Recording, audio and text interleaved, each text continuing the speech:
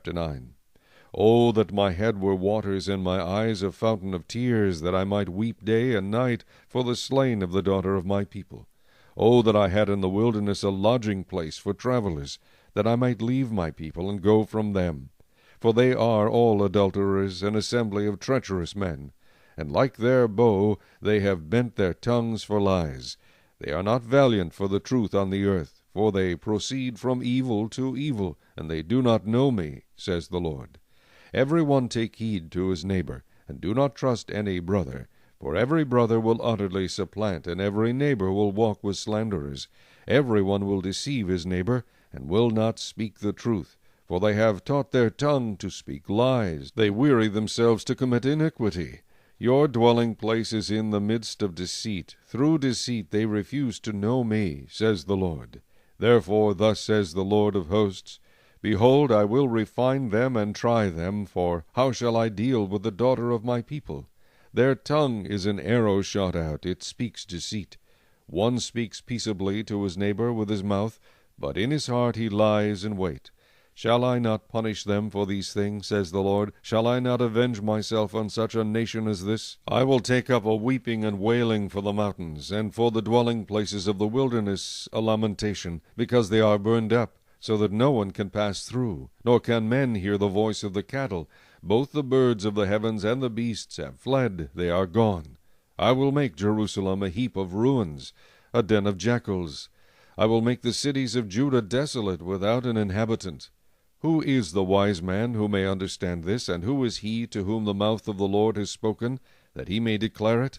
Why does the land perish and burn up like a wilderness, so that no one can pass through? And the Lord said, Because they have forsaken my law, which I set before them, and have not obeyed my voice, nor walked according to it. But they have walked according to the dictates of their own hearts, and after the Baals, which their fathers taught them. Therefore thus says the Lord of hosts, the God of Israel, Behold, I will feed them, this people, with wormwood, and give them water of gall to drink. I will scatter them also among the Gentiles, whom neither they nor their fathers have known.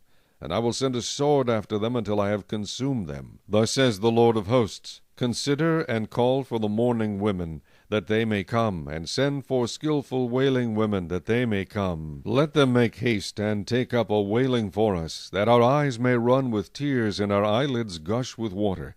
For a voice of wailing is heard from Zion.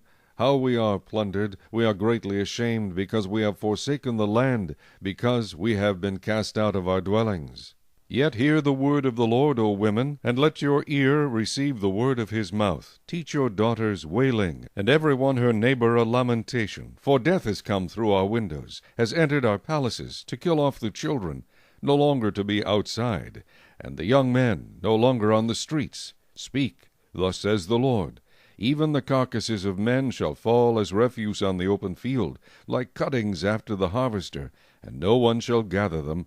Thus says the Lord, Let not the wise man glory in his wisdom, let not the mighty man glory in his might, nor let the rich man glory in his riches, but let him who glories glory in this, that he understands and knows me, that I am the Lord, exercising loving kindness, judgment, and righteousness in the earth. For in these I delight, says the Lord.